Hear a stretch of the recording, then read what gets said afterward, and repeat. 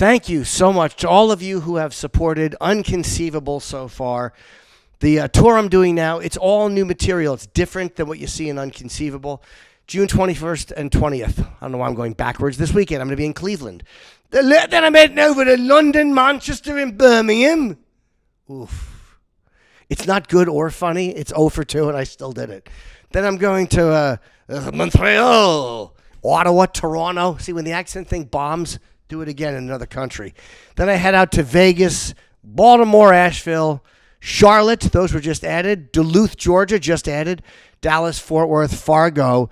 See how I avoided the Fargo accent? Bakersfield, San Diego, Rochester, Denver, Batavia, Illinois, Portland, Eugene, Oregon, Bend, Oregon, Huntington, New York, Newton, New Jersey, Hermon, Maine, Mashantucket, wherever that is, Connecticut, that's Foxwoods, and the Wilbur in Boston to round out the year. JimNorton.com/tour for tickets.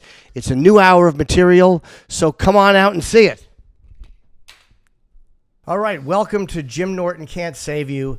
Thank you, Ali Siddiq. I'm so happy you were able to do this. It's nice to be able to reach out to a comic I really like and have you respond. You know, sometimes you get ghosted. I've been ghosted a lot lately.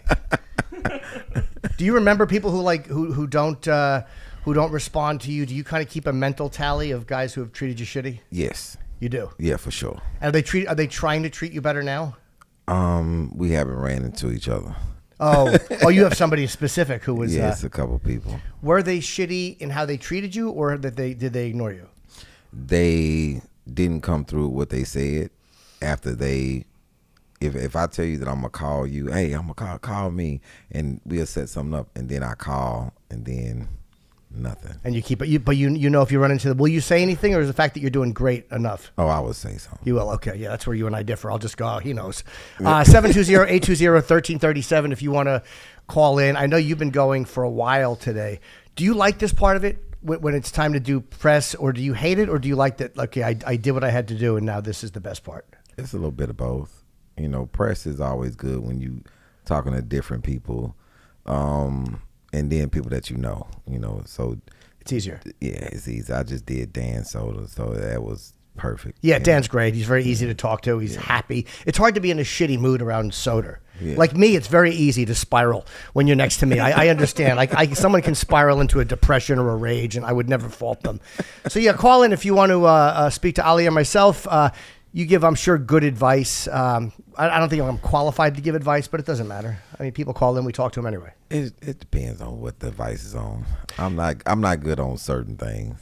What are you good on? Like, I mean, obviously, whenever a comic especially talks to someone who's been to prison, it's such a fascinating world because you don't get to ask guys that often, what do you do? What is it like?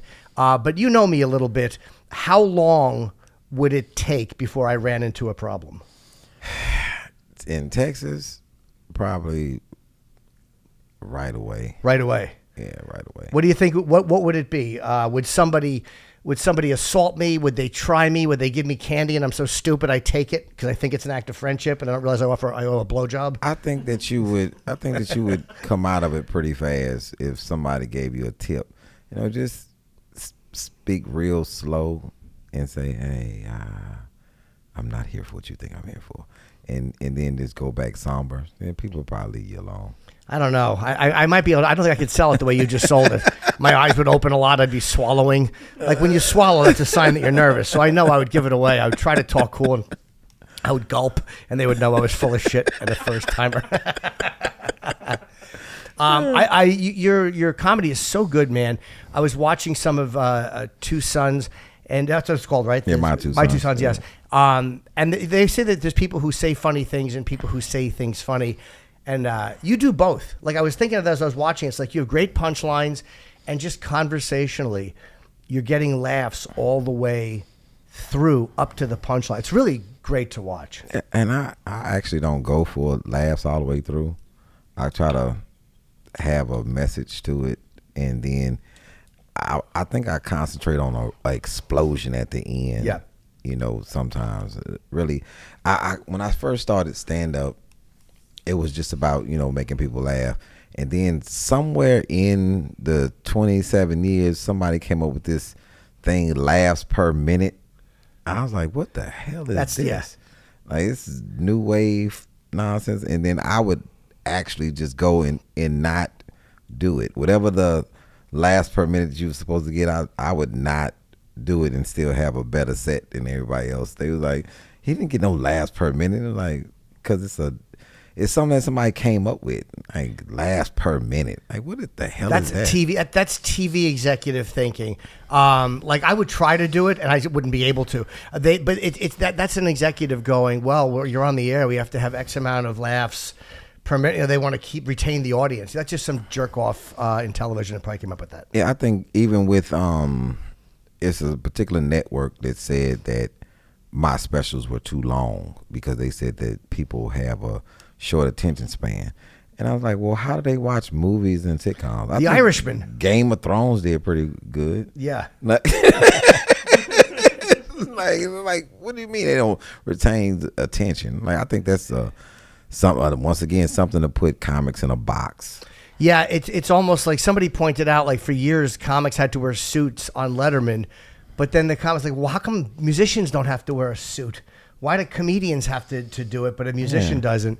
So yeah, to say that your specials are too long, I mean, that's too much great content. That's a bizarre excuse for Netflix to give. I'm going to assume it's them, but I can't believe you're not on. Have you done any specials on TV or no? I did a Comedy Central special. You did years ago. Yeah, nobody's seen it. No, it's harder, and you don't need them. Like, you're doing so well. You get a couple of million views in a couple of... Like, your specials do so well, it would almost be less views for you to go on television at this point. That's what we figured out. But because Comedy Central, when we did it, right, so they show it 11:59 New York time to catch whatever people in L.A., but they only showed it once. Yeah. In Comedy Central, and it was weird because me and Gerard Carmichael came out at the same time. Really? On that particular year. Hold on, you want to phrase that differently. On that, our specials Oh. came out at the same time. You're correct, sir. And so I looked the night mine came out, and then the night Gerard came out. Gerard was on HBO, on every channel that HBO had. Yep. From like 8 p.m. to like 8 in the morning. Like, every station, they ran it every other hour. I'm like, this is how you break somebody's special through. Right. Comedy Central ran it 11:59, and then 4 months later they ran it again, and then we talked them into running it a third time, like another 6 months later. Like, who? Like, and there's commercials in it too, right? Yeah, it was commercials in it. Yeah, and it's always some fucking idiot cutting it. Like, they don't know how to go to a commercial on the end of a bit. It'll just be wherever that 7-minute mark is, they just cut it, and then, here you go, fuck you. There's your bit ruined. So, I'll ask you about, how long were you in for? 6. You were in for 6. Yeah. Were you supposed to be longer, or did you do the full time? No, I had a 15-year sentence. Okay. So I did 6 on a 15. Is it? I guess is it federal charges? You have to stay 85%. Is that what it is? Federal is 85. So anybody going like George Santos, who we had on, the Republican congressman, I guess he got caught stealing or whatever. Yeah, Santos. He got what did he get? He got 8 years. He has to do 85% of that. Yeah, because it's federal time. That's a rough one. That's a rough way to go. Are those worse prisons than state prisons? No, state prisons are worse. They are worse. Mm-hmm. But you knew you could have good behavior if you just. I didn't have good behavior the first 2 years. I straightened up 4 years. What were you doing wrong? Were you selling drugs? Were you fighting? Little altercations. Yeah, but I think I did longer because this old head explained it to me. When I went, Ann Richards was the governor, and then George W. Bush Jr. was running for the governor of Texas. And so when a governor comes in, the first thing he does is, we're going to be tough on crime. Yeah. So nobody is going to get released the year, unless you mandatory release, nobody's going to get released the year that the new governor comes in. Right. And if Ann Richards would have got in office, then she would have probably just been stealing money and putting it to the side. Everybody would have got out. Yeah. Bush kept us for like 2 extra years. Because he didn't want it to look like guys getting out his first term, and all of a sudden, if anybody has like there's recidivism, they'll be like, "You're letting these guys out already. You just got in." Mm-hmm. Did you have to go through? I guess you go through a parole hearing, right? Yes. What is that like when you know you have to go before the board? They stopped us from going before the board. They would just review your case without you being there. Oh, why? You just go up. I think people were attacking parole officers or something in Texas. In the meetings? In the meetings. It's a bad strategy. Yeah. That's a bad strategy if you want to get out. And then some people were mandatory. Like if I had a 12-year sentence, if I go in to see the parole board at 11 years, I don't give a damn. I'm gonna do whatever. Because you know you're getting out in a year. I'm getting out of here. I'm finished in a year. So they was like, no, we'll just look at their files and see what they got going on. when you go in and know there's 15 years ahead, what is the mentality there? How do you I would hang myself. I know that I wouldn't. I would not make it. I just wouldn't. I wouldn't. I'm not much to look at here, but in the shower, I would be quite a hit. I have a very hairless ass. Believe me, they'd be all over me. So I don't think I would make it a month before I hung myself. You know what's the weirdest thing? I guess whatever year that this happened, I think I never really experienced that. Most guys don't get bothered in prison. You have to be getting extorted or something to that nature. Most dudes don't look to, let me somebody. Like, it's a stigma. It's like when people say I started in prison. I didn't start. Somebody wrote that and then it just stuck. I didn't start comedy in prison. There's no comedy club in prison. Right. There's no even place to organize a group of, meet me over between the child hall and the warden's office. I'm doing a set. So that's a stigma that it happens to some people, but the whole 6 years I was there, I think it was one guy. I think that came off American Me, maybe. Really? I think that's what started that. Well, did you hear it happening, or you just knew it was happening? No, it was my friend White Dog. It was said that they was going, and it didn't happen. We stopped it, but it's the fact that it was said. The whole entire 6 years I was there, I never seen anybody get. Wow. And it's amazing. That is what nobody wants to get into a fight or get cut, but the biggest motivator for men is the fear of that happening. That's I guess the message they tell you, that's what happens to you if you go to prison. Yeah, and I think that's good for people who doing crime or young people, but people who are inside and you come out, mass majority of people, and then the Scared Straight guy, whatever this dude was on Scared Straight, was like, yo, booty is better than water. And like, where the hell was he locked up at? Well, their water was that bad. Or the ass was that good. like that's crazy. I was like, yo, man, but I think the eras change things. So my era is the 90s. And when I was inside, we had canned goods, right? So then now you go up 10 to 15 years. If I'm talking about canned goods and these things, the people that's in the 2000s, they don't know about that. They changed all the food to packages. Yeah.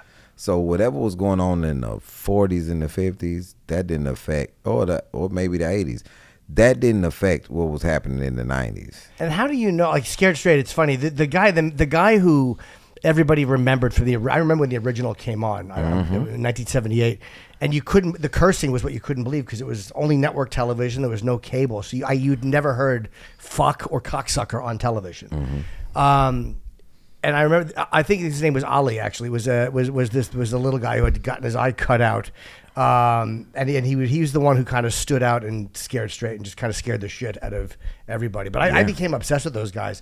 That guy. I followed them up years later. Like, what are they doing with their lives? And I think all of them. Crazy. He was like a little. She showed the guys where he got stabbed in prison, but yeah. Did you ever see the original one? Yeah, I saw the original. And still didn't deter me from selling drugs. It was crazy.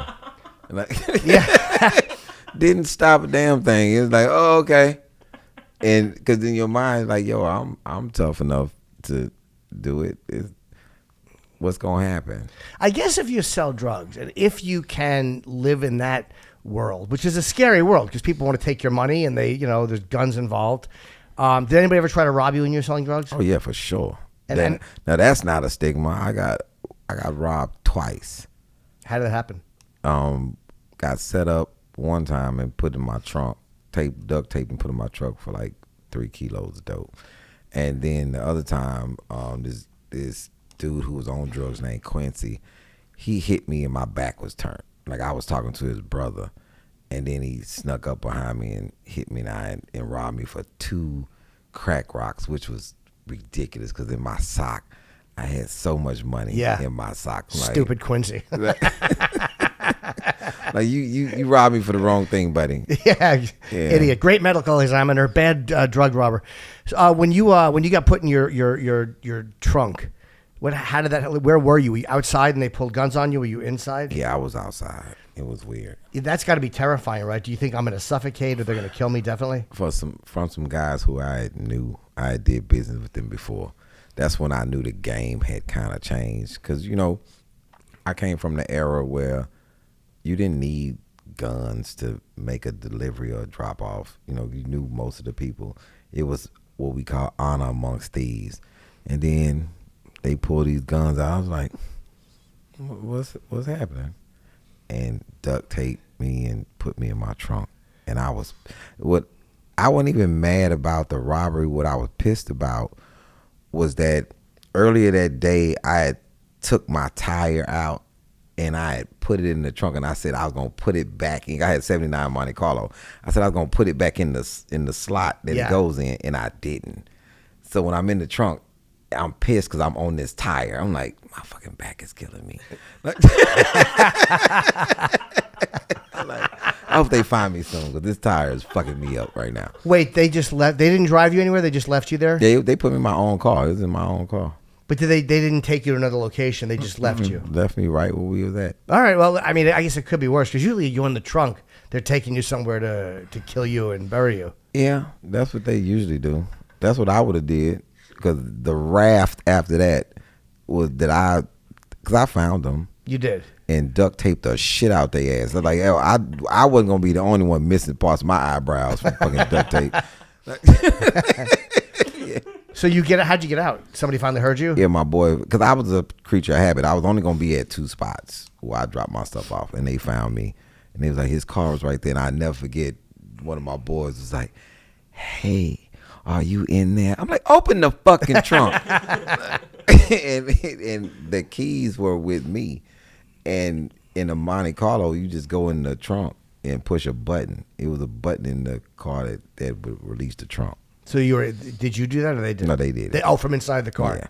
Oh, okay. And that doesn't deter you, right? That doesn't make you step out and say, I'm not going to do it anymore. That's the weirdest thing. That's what part of when I go talk to youth now, I make a point to express how why can't you do something good now or work towards something else, no matter how hard it is? Because when you're doing crime, things happen that should have deterred you from continuing. I should have stopped the first robbery, when Quincy hit me in my eye and broke like 5 bones in my face, because I'm 15, so I should have stopped then. Did you ever speak to Quincy about that after? Oh yeah, we have spoken about that. Yeah, there was definitely a follow-up conversation. It was definitely a follow-up altercation. There was no conversation. It was definitely an altercation. I shot Quincy. I ran into Quincy in prison. I thought, I couldn't believe he was still alive. I hit him in the head with this brush, this big brush that we cleaned the toilet with.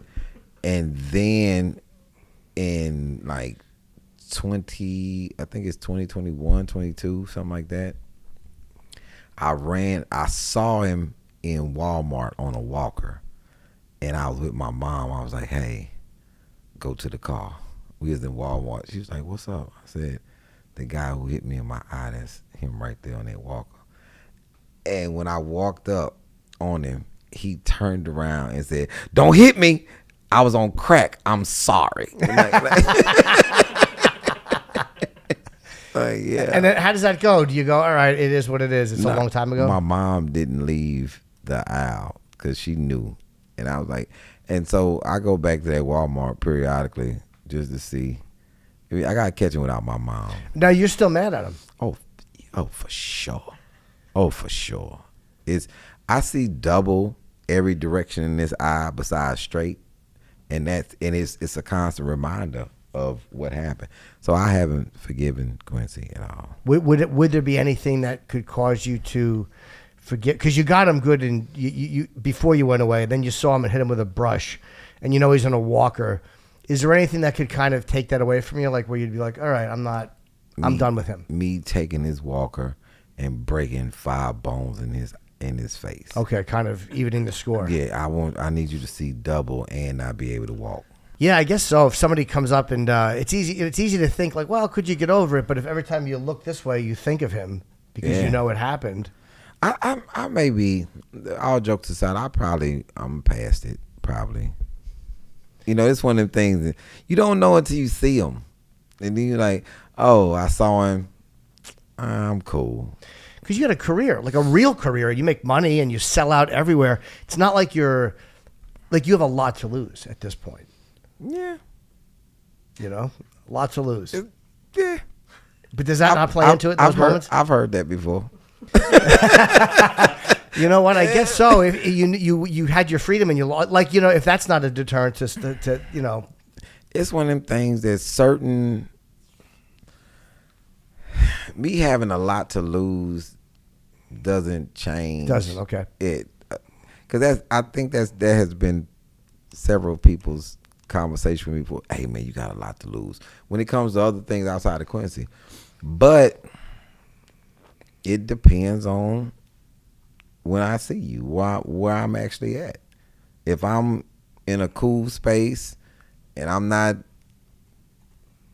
tripping, then you may be good. But then there's other times that I am definitely, I don't know. I'm definitely, it depends on what you did. I think it depends on what you did. Is that the worst offense? Are you angry at him or the guy that tied you up and put you in your trunk? Oh, the guys who tied me up and put in my trunk, I got them real good. You did. And I think that one's over. Quincy, I would probably just have to see him and be like, oh, okay. But there's other people, you know, I don't like to be lied on. You know, I've done enough stuff that's the truth, then I don't need no extra stuff. So there's some people who've lied and I've said, yeah, whenever I run into you. Yeah. You know, and then it's people who I've forgiven for their missteps. And I explain, but I always want to explain it to you. Hey, you're a young guy. It may be somebody that's older than me, and I'm just still to say, hey man, you're a young guy. You got a lot to live for, man. You might wanna try to find you somebody else to play with. And I'm a lot more cold-hearted than people think. You know, even though I'm because I watched The Iceman, right? This is documentary. Richard Kuklinski. Yeah, I watched this, and I agree with everything. And Woo, do I have delightful news. Have better sex with Blue Chew. Blue Chew is the original brand offering chewable tablets for better sex. And starting now, Blue Chew is offering a combo so strong, it's going to knock your socks off. Hopefully it knocks the condom off. You'll have to move towns with the amount of noise you'll be making. Ugh. Blue Chew Max has arrived, and it combines the active ingredients of Viagra and Cialis in one chewable. This combo acts really, really fast, and it lasts. Blue Chew Max, it just sounds like what you want your penis powered with. Like, what's worse than when you're helicoptering your penis and your wife is helicoptering her penis, and they're both just limp and flopping around? It's humiliating for the whole room. But be romantic. Split a Blue Chew Max, you and your lady. And then you can helicopter your impressive penises in the hallway, in the vestibule. Show it off to friends. Be ready when she needs it. and get your first month of Blue Chew for free. You know what Blue Chew does. Great sex. It's a few clicks away. BlueChew.com. You can consult with one of their licensed medical providers. Once you're approved, you're going to receive your prescription within days. Blue Chew tablets are made in the U.S. I don't care about that. Maybe you do. I don't care where they're made. These happen to be made here. That's great. Here's the best part. It's all done online. You have to go to the pharmacy or the doctor's office and stand behind some old bag who's getting their catheter fixed. My catheter's infected. And meanwhile, you're standing there with things to do and erections to achieve. Won't stop till every man is bricked up like a brick house. Well, they take that line out. It doesn't mean anything. We want your penis nice and hard. If you want your penis really hard, here, let my new smile do it for you. If that doesn't get you bricked up like a brick house, nothing will. Make life easier by getting harder. Discover your options at BlueChew.com. Here's a special deal for Jim Norton Can't Save You listeners. Try your first month of Blue Chew free when you use the promo code Norton. $5 for shipping. Don't be a chiseler. Your rotten dick is really disappointing your partner. No one's happy. She's being polite. You're a limper. Promo code Norton, BlueChew.com. Get more details and important safety information. We thank Blue Chew for sponsoring this podcast. Really is a product that I can easily and wholeheartedly endorse, and I love it. Because I watched The Iceman, right? This is documentary. Richard Kuklinski. Yeah, I watched this. And I agree with everything. And it's a point in there in this documentary where I understand this. I understand him fully.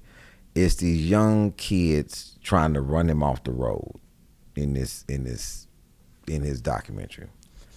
And these are the three people that he killed that he did not want to, because he wanted them to go on. They were just horsing around, I guess, and they tried to run him off the road.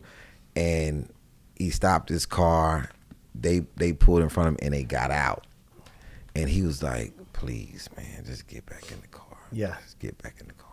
And he ended up killing all three of them. And that's my thing. I'm like, I usually want people to, man, go that way. Like, leave me alone, because you really don't know what you're dealing with. You're causing a problem, and you don't understand how this is going to go. And you don't understand how this is going to go. You don't know how far I'm gonna take this. Why do you think that is? Do you think they underestimate you because you're not a big guy, or because you're a nice guy, or what do you think it is? I have no idea. I try not to reason with their nonsense, because in prison it was like that. It was like, hey, people would tell people, nah, not him. And most of the guys, the most dangerous guys in prison are the small guys. Yeah. It's not the big guys. Everybody who was terrifying, like Feast was probably the most terrifying person that I met the whole 6 years. On every unit I went on, I would always think about Feast. Feast is the kid, been there since he was 16. He was like 47, never getting out. And Feast was there so long that he had the old typewriter, the old blue joint. And he would tell you real, like, really under his breath. Like, you would really have to listen real hard to Feast, because he didn't talk loud at all. And I remember the day we was in the cafeteria, and this dude, Feast was doing the pancakes. And we all knew Feast was on pancakes. And we was going by, we sitting down eating, and the chow hall is full. And we heard this big dude say, "Bitch, give me another pancake." And you could hear a pin drop in the cafeteria. Everybody stopped eating. It was like, okay, I'm gonna look over here. Maybe Feast took a break and he wasn't on the pancakes no more, that somebody else was on the pancakes. And we looked, and it was Feast. And Feast was just looking like this. And everybody was quiet. And this is when you know that it's going to be bad, bad. When the whites, the Mexicans, and the blacks come to you and say, "Hey, we suggest that you apologize to Feast." And dude like, "Fuck Feast." And I'm like, "Yo, man, I remember asking him, "Did you just get here or something? Did you just get here?"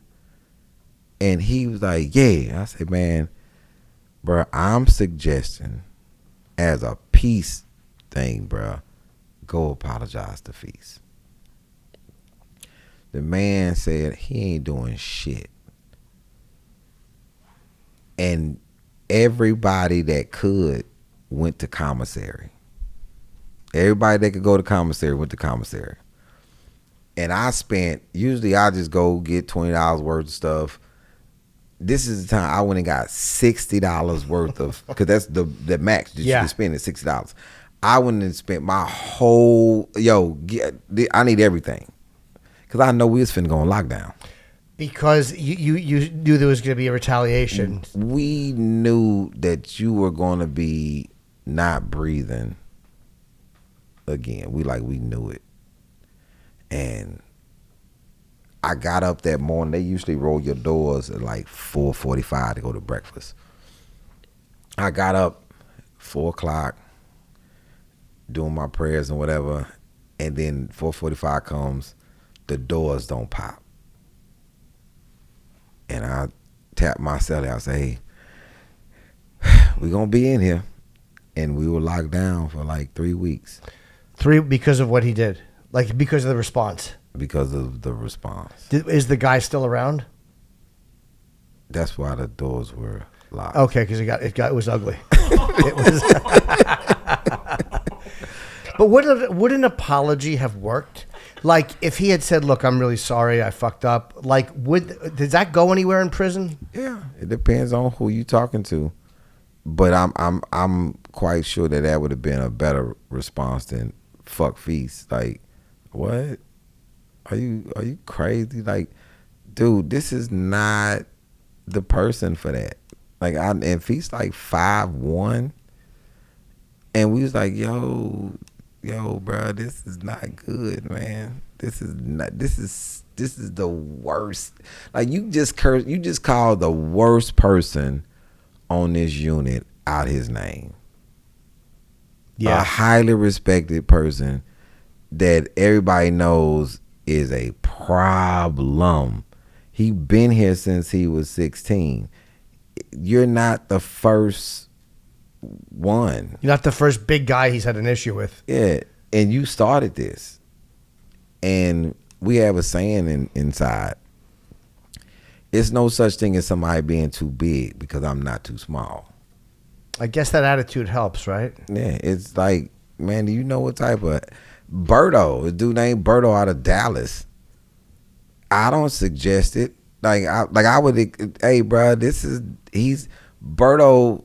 He made liquor. Like, he made so much liquor that he couldn't get caught with a biscuit, a pancake, no fruit cups, nothing. They know he was gonna ferment the shit out of whatever that is, and he's gonna like any type of thing he can make liquor with, it's on. And Berto, about 5'4", boxer out of West Dallas, hands of steel, and it's like, yo, man, if Berto come out his cell, 2 pair of boxes on and his boots, and he drunk, oh yeah, it's definitely gonna be a fight. He had this thing where he never hit you in the face, all body shots.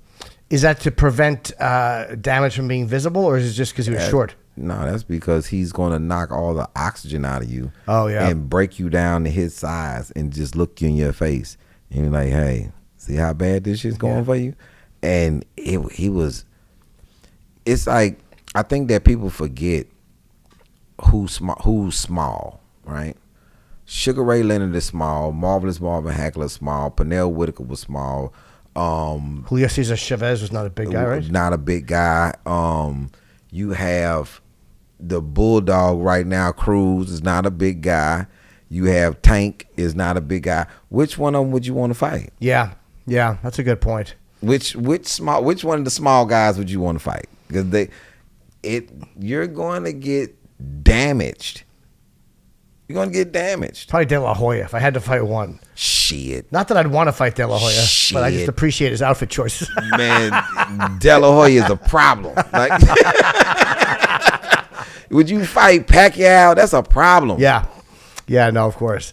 By the way, if we have any call, if anybody calls and wants to talk, we've just been. I love listening to you. Yeah, because your stories are legitimate, and you're able to tell me about a place that I hopefully will. I spent one night in jail, and I'm like, I never want to go back.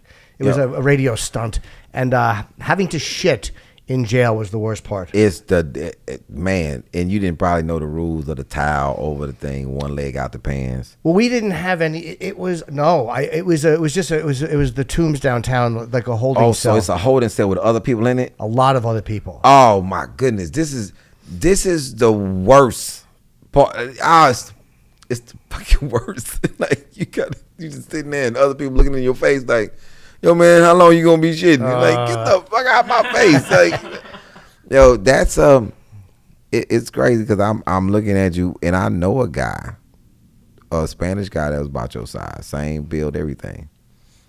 Didn't nobody want no problems with Hector. You fuck around and fuck with Hector. I'm just like, it's like you don't even know where the knife is at on him.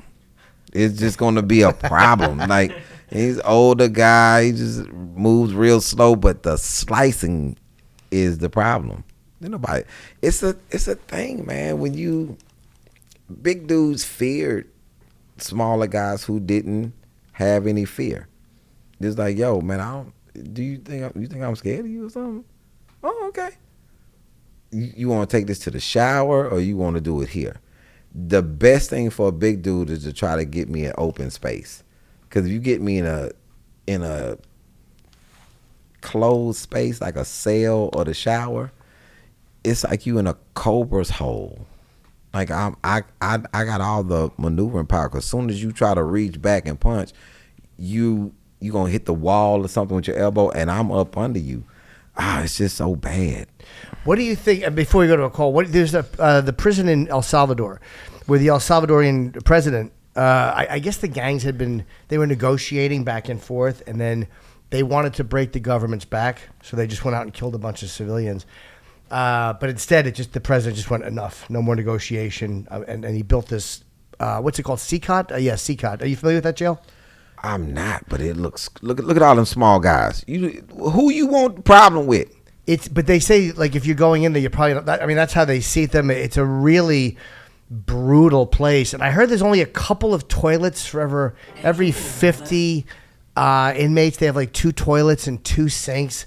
And I just imagine shitting there is a really bad scene. That's like a bad scene. And you don't want to get caught on the toilet, especially if you going through what's that, like a lot of MS-13 guys? Yeah, the president built it like, and that's how they hustle them in like that. It's really, there's like no movement allowed.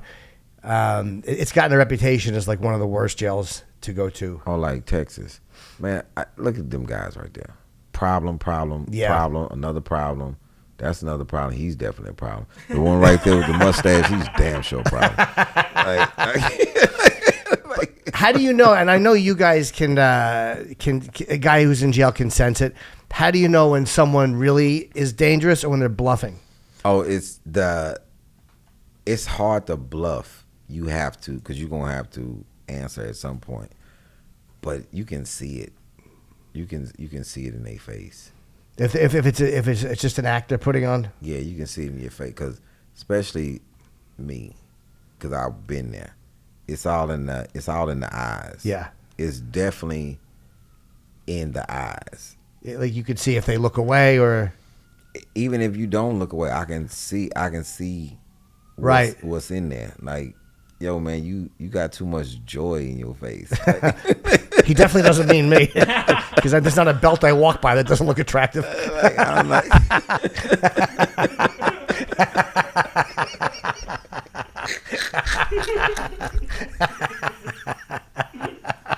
oh shit.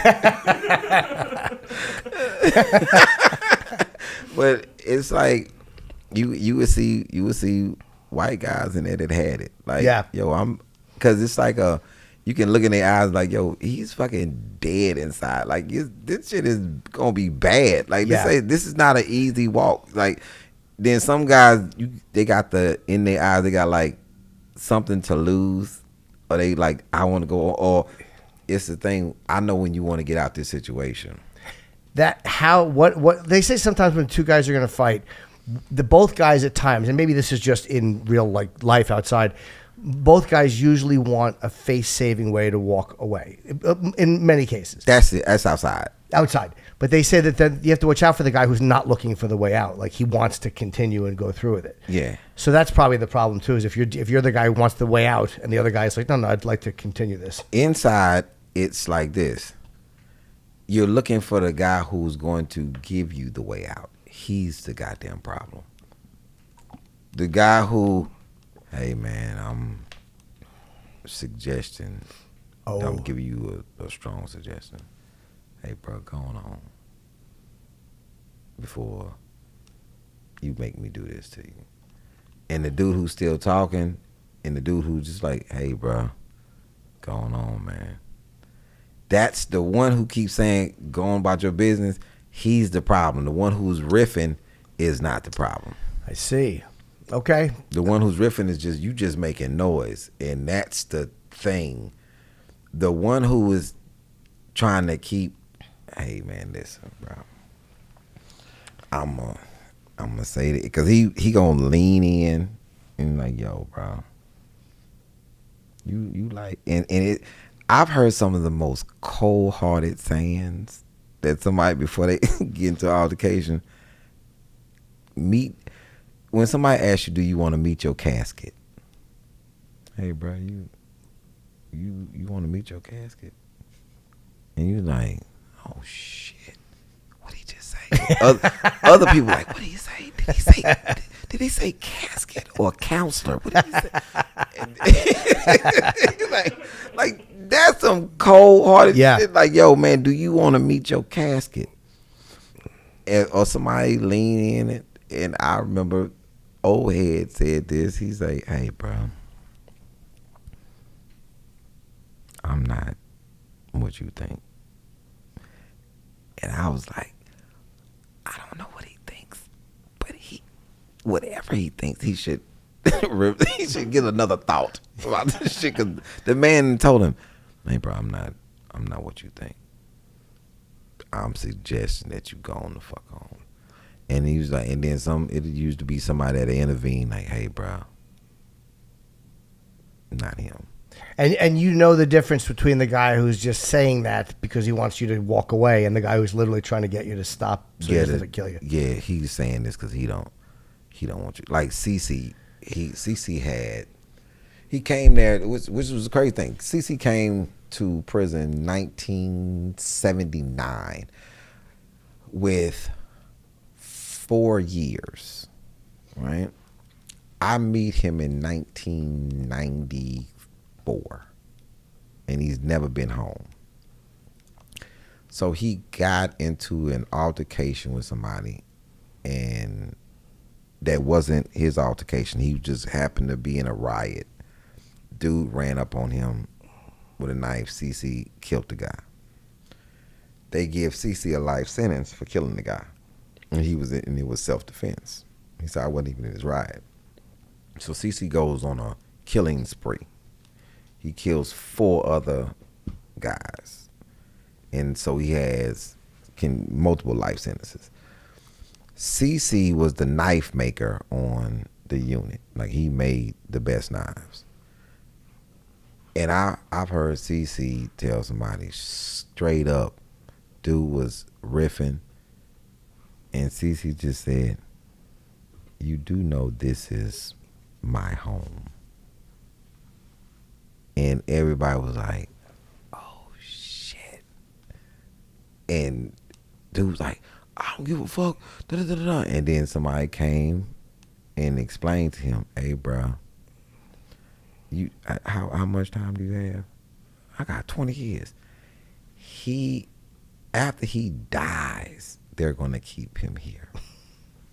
Like, bro, you just gonna be on the resume. You're just gonna be on the resume, bro. And it's people in there that you don't know what somebody has. You don't know what somebody's going through, man. Somebody, if I got 5 life sentences, bruh, I'm not the one. If I had 1 life sentence, I wasn't the one. I'm more inclined to let you make it So I won't get a life sentence. I got 15 years. Like, I don't want to kill you. You know, hey, brother, go on about your business. But if I got 5 life sentences, I'm like, yo, man. Well, about to get 6. Yeah, one extra. What's one more? What the heck? Since we're here. Well, let's go have a call too. We usually don't wait this long to go to if anybody has advice they would like. First call of the day. It's been a while. Hello, sir or ma'am. I don't know who you are. How are you? Oh, shit. Am I on? Yes, Yeah. you are. What's your name? Jack. Hi, Jack. What's going Hey, on? what's going on, Jimmy? Hey, buddy. These prison stories are fucking crazy. I remember hearing him do this in Ari Shafir's show, and he was talking about CC. I had no idea he was killing like that. He had 5 life sentences. Yep. Do you have a question, sir, or did you just want to reminisce about Ari's more successful podcast? I've been listening to you for a while. I mean, I guess I have one question about Patrice. Like, Yes. how, I guess I don't. Fuck it. All right. I don't know. Did you want me to confirm that he did die? Is that what you were going to ask? What did you want to know about Patrice? I don't know. There's so many things. Like, Patrice was definitely my favorite comic. I would always listen to you guys. Thank you. In the morning and shit. I'll hope you meet him soon. All right. Nice He's talking just to an you. incredible guy. All right. Nice talking to you. Thanks for calling. Yo, you know something? It just dawned on me. I forgot how close you and Patrice was. Yeah. So Patrice, right? I think Patrice is the only person in the world who's ever called me a pussy.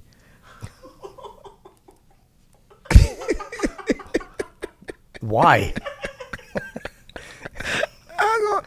I said, I don't give a fuck, Patrice. I don't. Like, so I had opened for him in Houston, and then he came back a year later, and he wanted me to open for him again. But it was a ice storm that had happened in Houston. It was bad. It was a bad storm where the streets were frozen and people were still trying to drive. It was 290 accidents that day, right? And Patrice called, he landed, he called, he's like, yo, you come and do the show? I was like, no. I said, Patrice, I'm not finna fucking wreck my car, wreck my truck, get into the Improv. He's like, Ali, come on, man. I'm like, no, I'm not. Pussy. I'm like, so? Like, you're not gonna mind fuck me into getting out in this fucking weather. And it's not about I can't drive, it's other people can't. Yeah. I'm not doing it, Trees. And the show was light that night because it was a storm. And so the next nights it was, back to normal after, man. But I was like, yo, I'm not fucking with it. And I called him, man. I said, did you slide into the Improv or did you make it? He's like, I'm fine. He was like, man, you should have came. I'm like, no, I'm not fucking coming out there. Did you do it the next night? No. I was like, I'm not doing none of this shit. I'm not even coming. I'm leaving. Like I wasn't even on the show. I was getting ready to go somewhere else. But that night, it was like a Thursday or some shit. I'm like, cool. I would have came, but it was a regret. It was one of my regrets that I didn't go and hang out that night. And it was like after that, I hadn't seen him, and then I got word that he had passed. I was like, and that's usually my thing. If I'm thinking about something and it's something I should do, I generally go. Yeah. Because I don't know when it's going to be my last experience with somebody. And that kind of always, that's one of my regrets, that I just didn't say fuck it and just get out there and just go to the thing. I probably could have fucking died trying to go kick it and shit. And he would have no regrets, believe me. No fucking regrets. No regrets. He would just be annoyed the show started late because there was no opening act. Yeah, no. We did the benefit we did for so many. They still do it too. I probably did the first 10 Patrice benefit because the money goes for his mom and his ex. And I just think sometimes, like, if I died, Patrice maybe would have done one benefit. and he would have bitched about it the whole time. He would never be talking about me on podcasts. He would have done 1 year and not wanted to do it, but done it just because Colin and fucking Voss and Bobby were there. But yeah, that's how it is. You're right. You start to, like, whenever I leave the house, my wife and I were arguing this morning, but I still say, all right, I love you, or I try to, because like you never know. Yeah. Like you hear too many of those moments where people had an argument and then somebody was killed in an accident. And they're like, fuck, why is the last thing I ever said to them something nasty or negative? So y'all do a benefit, and the money goes to his Family, yeah. his family, his estate, and whatnot. Okay. I don't think they'd do that for me.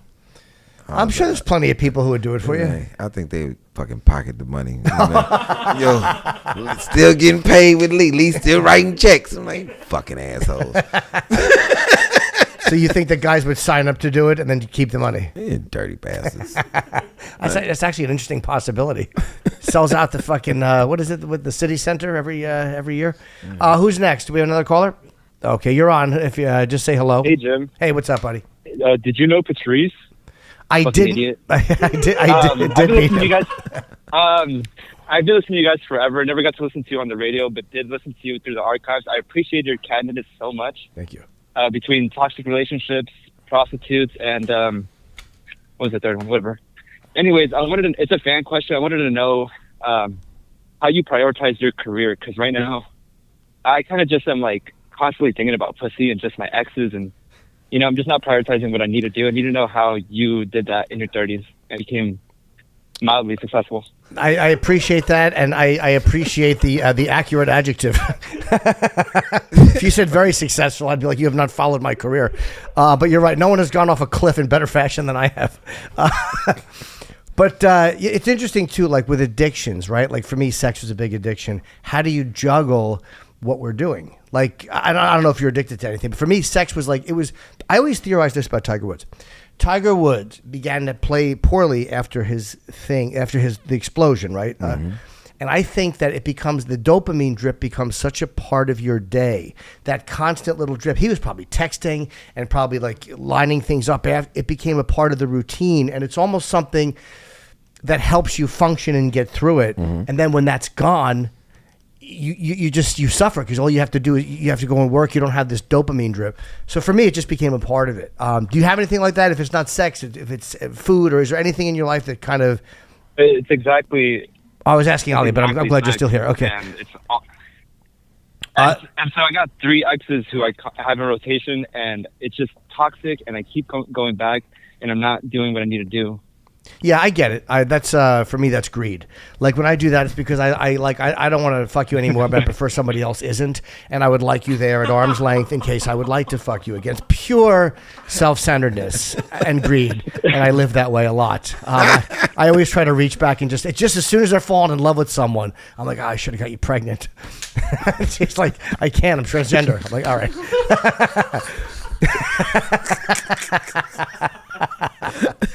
How about you, Ali? Is there anything in your life? Arm's length. But it's a weird, right? Like, I don't want the responsibility of being together, but the selfish part of me wants somebody available. And there's guys that can just let go, and I kind of admire that. Is there anything that in your life that kind of that does that to you? Food.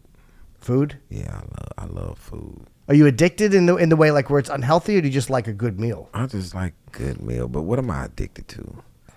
Stand up. Look, I know that I'm addicted to the stage, because anybody I broke my clavicle, right? And I never stopped touring, even before I got the surgery. How'd you break it? Surfing. So it was broken, and I knew I was gonna have to have a surgery, but I kept getting on planes, going to do shows.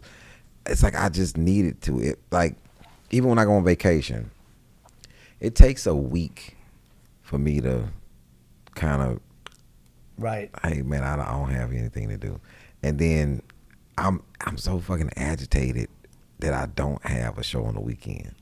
Like it's fucking irritating.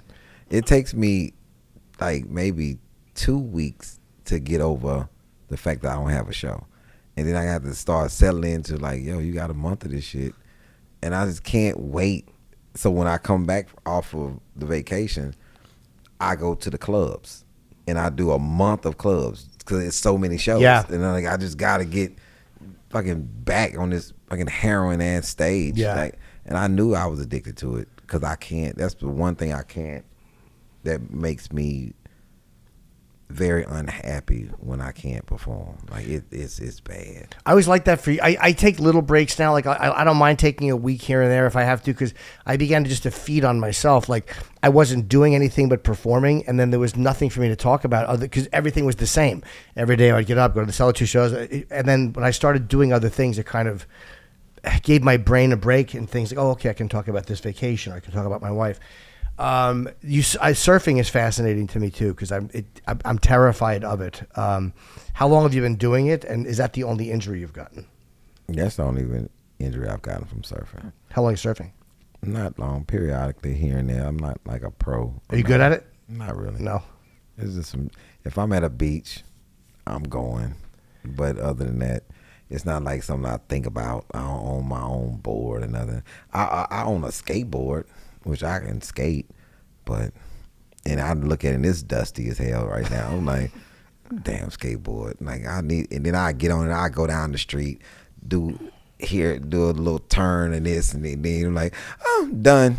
Like I don't have it no more like I used to. I was driving the other night. I was in upstate New York, and I drove by. It was pouring. It was like a monsoon, and I saw there was a hitchhiker actually carrying a skateboard. Attractive.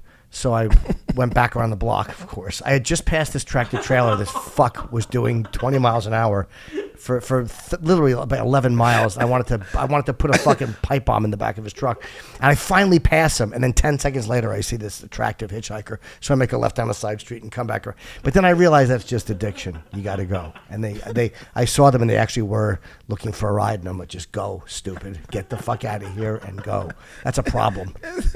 4 a.m, somebody with a skateboard in pouring rain is not going to work out well. It's like you was trying to talk yourself out of not killing them. That's what it's like. Yo, I'm gonna go back. I'm gonna get them. I'm gonna hide the skateboard. But fuck it, I'm not gonna do it. I just knew my motives were bad. Like, you know, when you're gonna do something, you know, like my motives are not clean here. Like, this is not good. Don't do it. You're married. Just go to the fucking hotel and eat, you fat fuck. And that was what I did. I went and I ate pretzels. Not as fun as hookers, but still. Like you said, eating their pretzels and just look up. Would you like one? Yeah. So they're shivering in their wet clothes. Tied up. It just sounded so bad. Like it's pouring rain. I don't have anything to do. I want to pipe bomb this fucking tractor trailer. Then I see an attractive skateboarder. Yeah. Should I do it, Mr. Brooks? Like. I said, I know, because first of all, she was going the other way. I was going this way, she was going back. And I'm just like, no, I'm not going to take somebody 10 miles the other way. Like, it's just, you know, my motives, however far, my motives were not good. Wait a minute. It's like, this is all type of, this is what, when you've been to prison and you've been to court, so you know what they feed on. So how did you know that it was 10 miles back the other way? I stopped and asked. Like... No, that is a fair question. But I will be honest. I was just estimating because I had gone to a diner for food, and I was back to Poughkeepsie, which felt like I was about 10 miles. I'm assuming the person was going to Poughkeepsie. That was just my guess. But you're right. It might have been close. I didn't inquire, but I'm glad I didn't, because it would have been in the car with offers of money, and I've been good for a long time. I can't do it. Can't do it. Oh, you know, one time, because of the fucking rain, I picked up a person.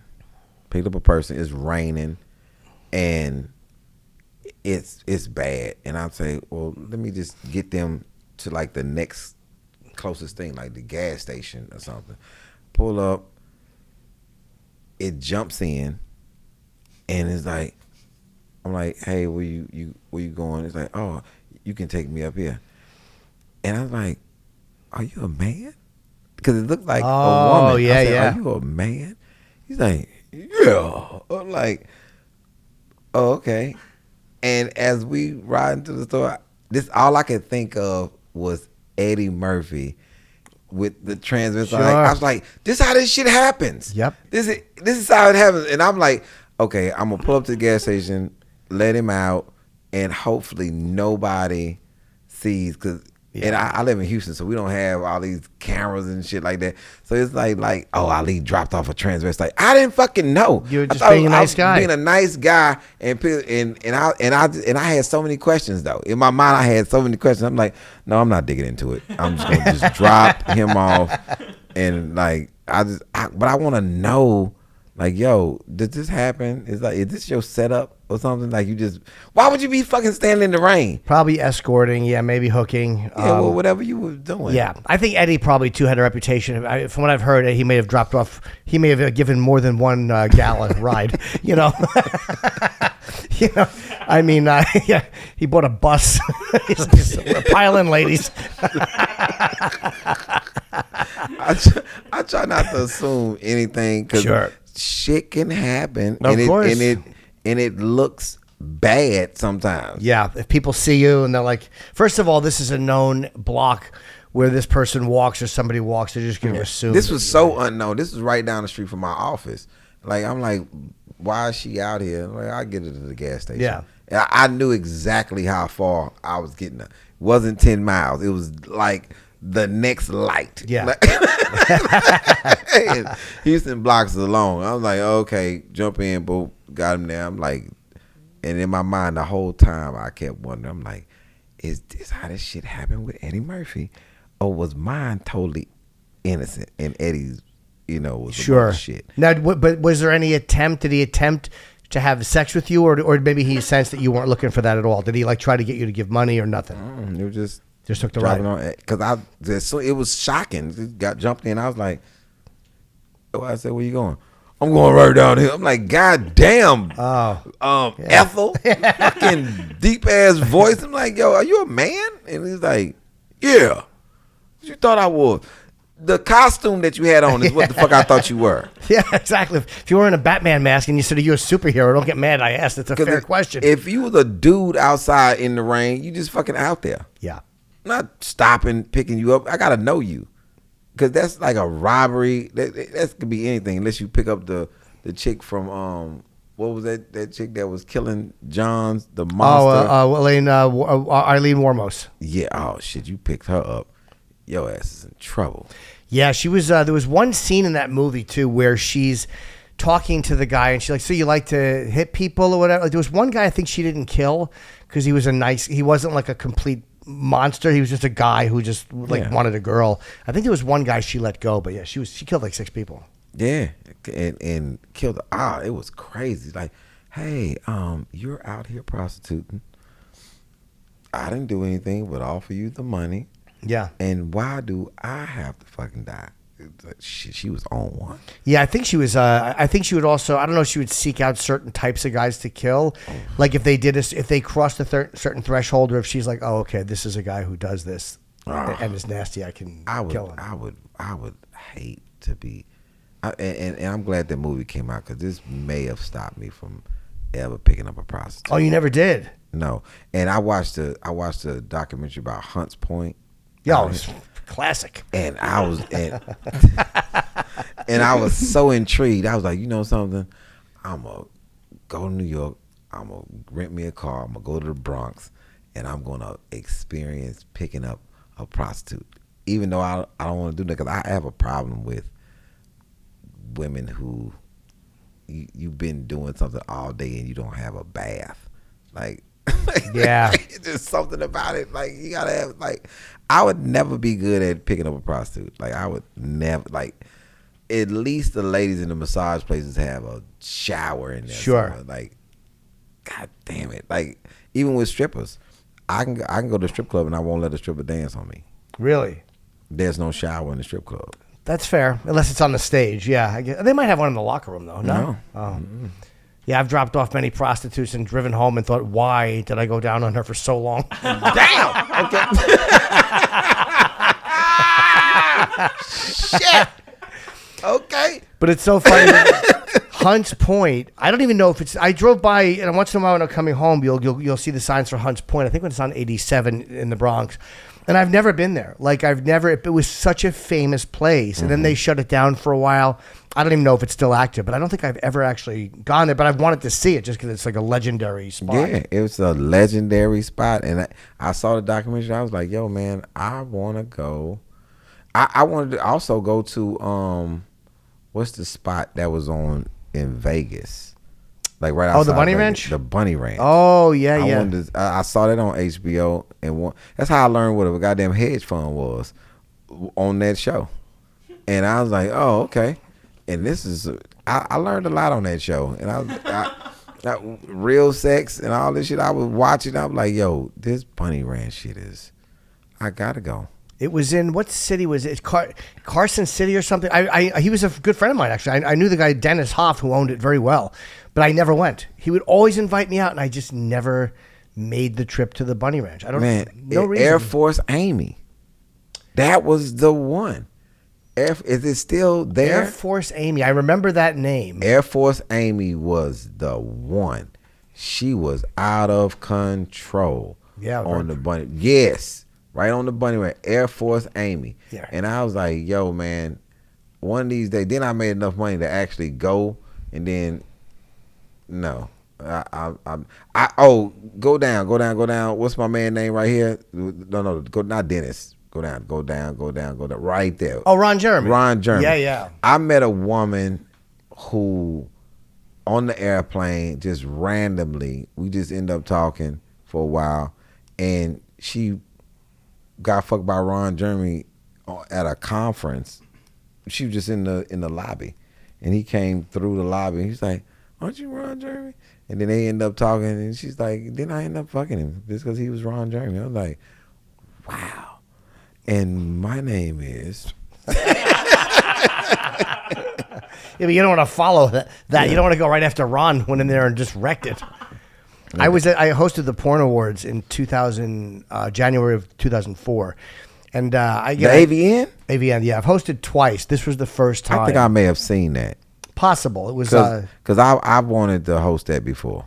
You know, it's the gig. I did it in 2004 with Jenna Jameson, 2007 with Jessica Drake, but as the years have gone on, there's so many cam stars now that are not like traditional company stars that I think that it's kind of gone. It's faded a little bit. It's not as big as it used to be. This was like 6,000 people or 7. I think one year was Venetian, one year it was in the Monte Carlo, but it was 7,000 people. But now I think it's a smaller. It was in Vegas. I think my friend did. He was in Vegas. Yeah, it was definitely Vegas. I've met maybe like 3 porn ladies outside of like the business. Like I happened to run into them. Yeah. And I was like, aren't you? He's like, yeah. I was like, damn. I've seen a lot of you. There's a Kiss painting in my hallway. When you walk in to the right, it's a painting done by one of the biggest porn stars ever. And I'm friends with her and her husband, Danny Daniels. Do you know who Danny Daniels is? I don't know how much she's working now, but she's. I would have to see. There's 2 Danny Daniels. I know that. Yeah, I know she was very. Quite a popular lady, quite delightful, and she's an artist. And wow! And she painted myself and my wife. A kiss. Thank you, Danny. She's a lovely artist. Are you going to finish the AVN story? Or? At the end of it, at the end of the 2004 one, I went up to Dennis's room, who had a hotel room there, and Ron Jeremy. I walk in, and Ron Jeremy there was a couple of Bunny Ranch girls there, and he was fucking one of them. And he's like, and I've told this story on whatever, but he's like, yeah, why don't you shove your dick in her mouth? And she was like, yeah. So I had a threesome with him, where he was fucking her and she blew me. And it only lasted for a couple of minutes, because he would do this thing where as soon as she's blowing you, he would hit it really hard, and she jumped forward. And it's a fucking nerve-wracking moment. But yeah, I got a couple of great pictures out of it. I'm glad we circled back to that. Man. Yeah, that was a nice night. It's not her. It was a Bunny Ranch girl. I wish it was her. Not Danny. Bunny Ranch girls was fucking awesome. They are. Watch the show. Yeah, and is it still open? I believe it is actually. Yeah. I did never went, but I believe I've interviewed a lot of them. You know, It's open, right? Where in Nevada is it? He died too. Dennis passed away. He was he had won some like county commissioner election, and then he died like right before. Is that. his sister still running it? I don't know. I'm not sure who it is. His sister was the. Yeah, Carson City. Oh, it is Carson City. Okay, yeah. I think in Clark County, which is Vegas, it's technically not legal. I think it's right outside of Clark County. They have lineups. Today's lineup, yeah. How far is it outside of Vegas? It's probably not too far. I mean, is there a mileage? I don't know. I'm going to guess it's relatively close. And do we have anybody on the phone waiting? I know we've been. Oh, let's go to a call. We've only gone to 2 today, and it's 6 hours from Vegas. Or am I crazy? No, that's Reno. I guess it's in Reno. Oh, maybe it is. Okay, about 6 hours. I thought it was a half hour. The caller's unmuted if they're on. Okay, you're unmuted with myself and Ali. How you doing? Hello. Yeah, perfect. Hey, Thank what's you. up, Jim? What's up, Ali? What's happening?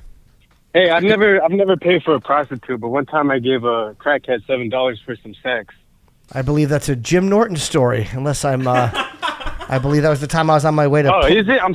That's okay. I was on my way to Plainfield, New Jersey, to see my buddy Tyler, and I was very young, and I was driving, and I gave a hitchhiker a ride, and all I had $7 and 2 Newports. That was all I had, and I'm like, I don't have the money, and she's like, I'll do it for $7, and she blew me for $7. You know. But I was up front. I didn't negotiate her down. I'm not that disrespectful. I just didn't have it, and she thought I was a cutie. 2 guys who never sold crack had sex with a crackhead, and I have not. And I actually sold the drug. Now I'm sure you had offers. Never had sex with a crackhead. But I'm sure they offered you, or you could have. I don't remember any offers. That's crazy. Maybe I wasn't attractive enough as a dealer. Like I never. The most I got offered was this is one of my favorite stories of all time. I'm 14.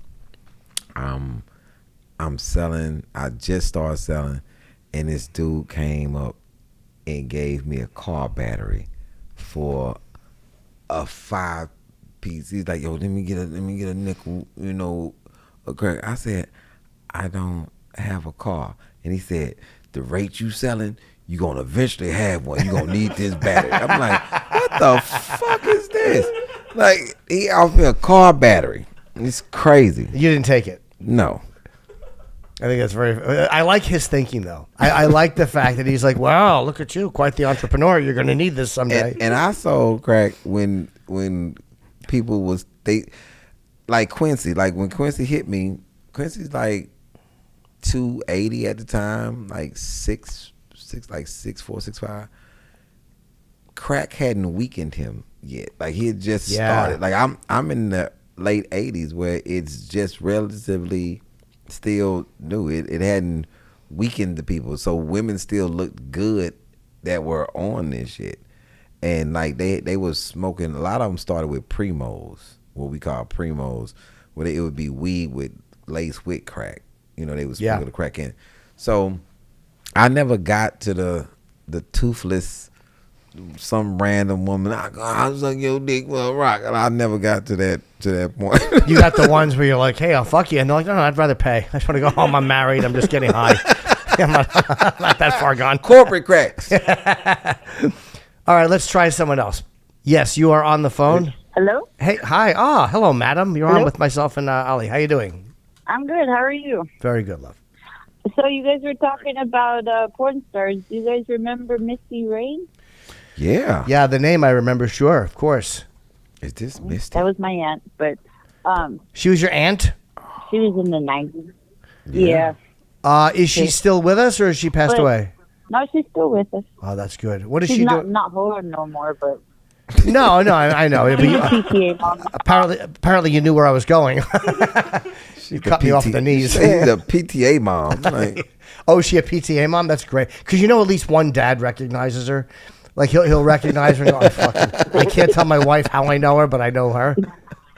Yeah, that happens a lot. it's like, hey, I'm going to the PTA meeting. Like, for what? Like, Yeah. Just wanna go. You stay home. I'll take care of it. I'll talk. I'll be on the board. Yeah, she was very lovely. Very lovely, Misty Rain. Do you know who I follow on Instagram and she won't respond? I've liked a few of her posts. Do you remember Vanessa Del Rio? Yes. Loved Vanessa Del Rio. She's like Yes. 72. I would still fuck her. She's great. She's so hot. She still looks good at 72. Vanessa. This was like everybody's damn near first Yeah. porn girl. She was very thick. She had a giant clitoris. That was her Vanessa thing. Del Rey, she was awesome. Yeah, she was a very naughty one. Big chunky legs. Awesome. Vanessa was fucking awesome. Even in that third one in there where she had like the fucking Horseshack hairdo. She's still... Like Elvira. It was crazy. Vanessa Del Rey. Yeah, she's a nice follow on Instagram, but just a very normal civilian life now, and I've tried liking her, and she just won't follow me back. Like what's the lady who I saw in Houston? Dre, what's the girl with the huge ass, really big ass? You no help right now. I ran into this girl named Hazel Eyes. Hazel Eyes was crazy. She a porn girl? Yeah, she a porn girl. That's not her. But There's another Hazel Eyes? yeah, it's a black girl named Hazel Eyes. You would know her. God damn it, I might have to look her up because she lives in Houston. She's always on the big butt joints. What the fuck is her name? This is how long I'm haven't been in porn, watching porn. No, I'll show you. You got to go. I know exactly where to find Hazel Eyes. I know exactly where to find her. Like, and this girl will probably come up too. Let me go to, huh? No, I'll show you. I got it. Y'all just keep talking. Yeah. I'm gonna. Jim just brings out the pervert in everyone. I just do. I love. Look, the more folks I can become acquainted with, the more gals you could turn me on to. I'm always open minded about it. I gotta go to my Instagram. Oh, you follow her on Instagram? No, I just know it's on what site she's on. Oh man. Did the caller have a question? Oh yeah. Did you have a question? I did have a question. It's for Mr. Ali. Yes, ma'am. With your stories and stuff, there's a lot of trauma in that, and I was just curious. I've gone through my own personal trauma, and how can you make suicide funny? As I'm a comedian, and I'm trying to make the trauma that happened to me funny without just killing the whole entire room. It depends on how you leaning into it. Because I've thought about it before, and I talked myself through it. I was like, yo, you a fucking quitter. Like then what if it happens, then you go inside and the shit even tougher? Then what's the next step after that? Yeah. So it's just how your mind thinks, and how I present things. And I always say that people who even attempt to commit suicide, they've never slipped in the shower before. Because I fucking slipped in the shower. My daughter was using this fucking shower gel shit, the baby oil to get out. And I slipped in the shower, and my whole fucking life flashed before me. Yeah. And I was like, oh no, never doing this shit. People die every day slipping in the shower. Yeah. Now wait, madam, who was it that committed suicide that you want to make their suicide, or you want to talk about it? My son. Oh wow. Yeah, that's gonna be tough. Sorry to hear that. Sorry to hear that. Yeah, sure. that's really. But you want to talk about probably. Is it your way of working through it? Yes. Can I ask how old he was? He was 20. Okay, so it wasn't like he was 13. I mean, that still sucks, but I'm trying to think if there's a path forward. I mean, look, when Joan Rivers said that when her husband Edgar killed himself, all she wanted to do was go on stage that night and talk. Like, that's all you want to do is get up and do jokes. But I think Ali is right. The way you approach it, where you put the punchlines, because if you're talking about your own way out of it, you can definitely find things that people relate to. I would say make it relatable.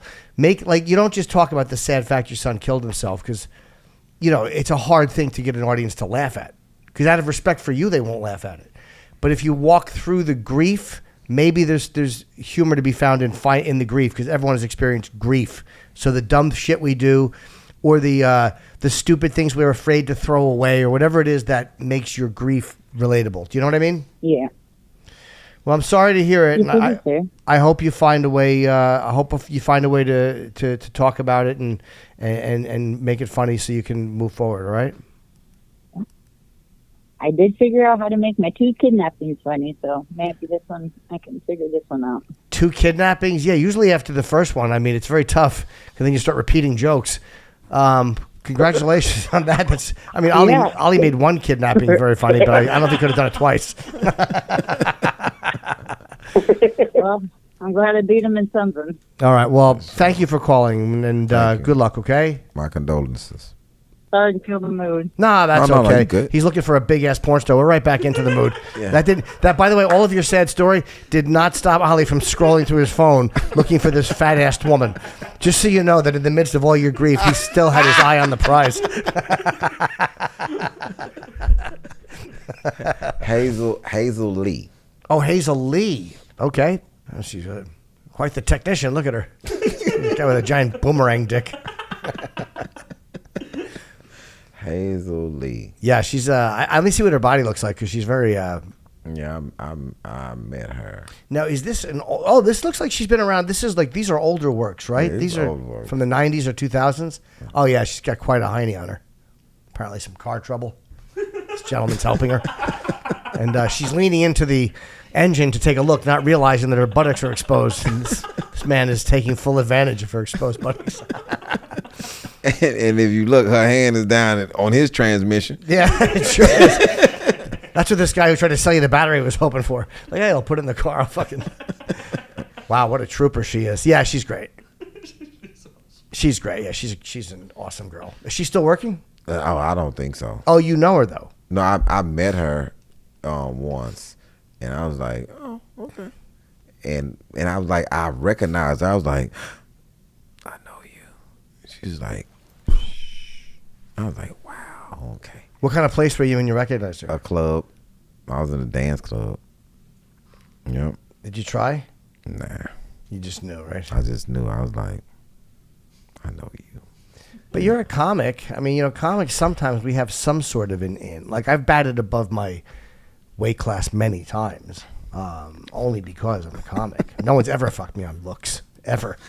It's never happened once. I mean, they had to get over my looks. Like, but being a comic, it gives you a little. Give you a little bump. Like, I thought it was. Now, I've seen her in some videos. Like, no, it's been a lot of. She's had a lot of situations. Yeah, and I've hooked up with a few. Not as considering how many porn stars I've interviewed or I know. Like, I've had sex with very, very few. Only a couple. And I can be a little intimidating, because you think about the people that they've been with. And I was on what's the guy's has a podcast that was on the Man Show. Doug Stanhope. It's Adam Carolla. Adam Carolla. Yeah. He had a redhead on there with me one time. That was a porn star. And her husband was outside, and she was like, "Yo, I did this thing with." It was like maybe 3 or 4 black dudes, and her husband was outside, looking like, and I was looking like, God damn, she's bad though. I would have damn sure tried her. Yeah, but the husband was right there. Yeah, she was a smoker. Yeah, that's how it is. That for them, it's just it's a job. It doesn't, it'd be like the same as you're with a girl and she's telling people about a gig she went on. And like, oh yeah, I worked with this one and that one. It's probably the same level of jealousy. I don't know how they handle it. I don't know. That's fucking crazy. I could also get turned on by it though. I'm a dirty boy. I could also, if a girl was like fucking other people, like I could get into that. I could get into that. I'm very naughty. Oh, how naughty. Very fresh young lady. All right, let's go. Where are we at with time? I have no idea where we're at. We're at an hour 20. Oh, my God. All right, we'll do one more call, and then we'll wrap up. Jesus. I thought we were at like 40 minutes. I'm such a bad timekeeper host. Yes. Hi, you're on the phone. You're the final call, so please, something serious. You have a problem. Oh, thank you. Oh, all right. What's up? Oh, yes, I'm a vague-looking brown man. I was wondering, if I go to jail, am I eligible to join, like, any brown gang? I know a little French. Are you Mexican? Are you Latin? I could be, if they have a big enough shoe. What are you asking? I don't know what you're asking about. Joining prison gangs according to race? Yeah, because I'm brown. I mean, could I just, like, wing it? All right, well, Ali, I guess that's for you. He's brown. Could he just wing it? I don't know what that means. But what's your nationality? Mostly Native American, but I have a little bit of white in me. Mostly Native American. Yeah, who do the Native Americans hang with? Like, I know that they're seen as a group who got very fucked over in the country, so people have no one has animosity against Native Americans inherently. So just based it on Texas, you probably would be with the Aztecas, which is a Mexican gang that's mostly like natives. Okay. They just they from a different part of Mexico. Yeah, so. Is the table where you sit and eat, everyone sits by according to race, right? Like that's where the blacks, the whites, the Mexicans, or is that not true? No, that's not true. Not in Texas. You would want to sit. That's when you eating like on your block, but in the chow hall, you probably come in like that. If I'm talking to my friend, it just happened to be four of us. It's four to a table.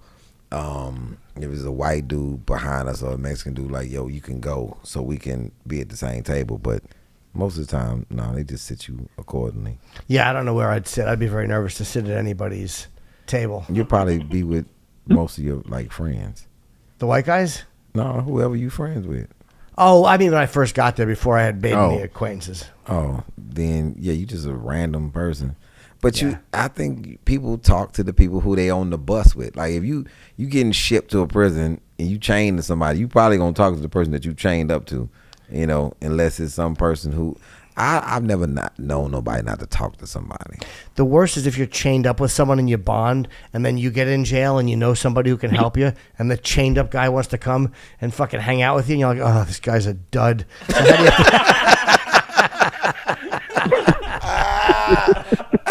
Yo, you're a fucking useless chain partner. You bring nothing to the table. Like you fucking me up here. Well, look, man, I didn't know we were at that much time. You're I do have one question. Oh, sure. The only person I knew who served a lot of time was afraid of one inmate committed suicide and they thought the ghost was haunting the cell. Have you had any paranormal experiences in prison? No, that's deep. A ghost hunting, somebody got killed in the cell. That's probably damn near every cell. Yeah, if that's the case. Like a ghost got hunted. Oh, wow.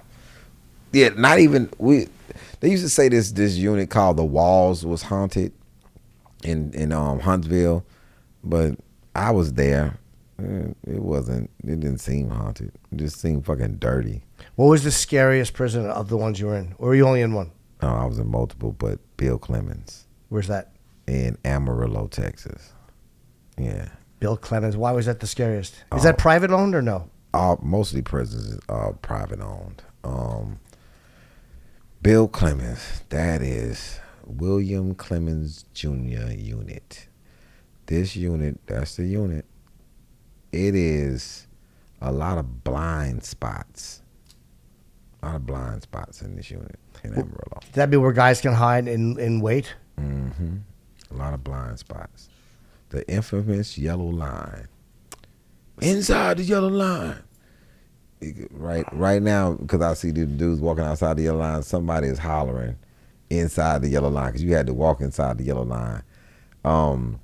Ellis 1 is pretty scary because that's where they hold all the death row people. And it's blind. Any prison that with blind spots is the ones that you don't really want to go to. Because guys can wait for you. Because you can be waited on going to the calf. It just fucking sucks. You gotta be on your P's and Q's. You do, yeah. You're such a great comic. We'll put a link to the special in the description.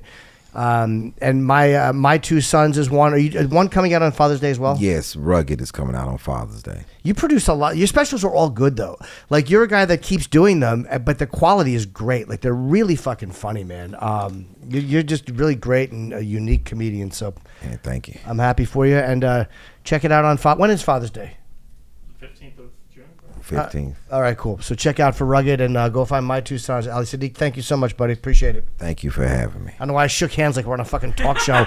What an asshole. I want your vote. What a non-ending idiot I am. Thank you for coming, sir. God bless. Fucking used car salesman.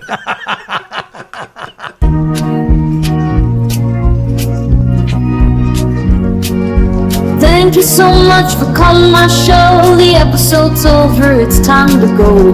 Good luck, stupid, good luck, stupid. I hope everything works out.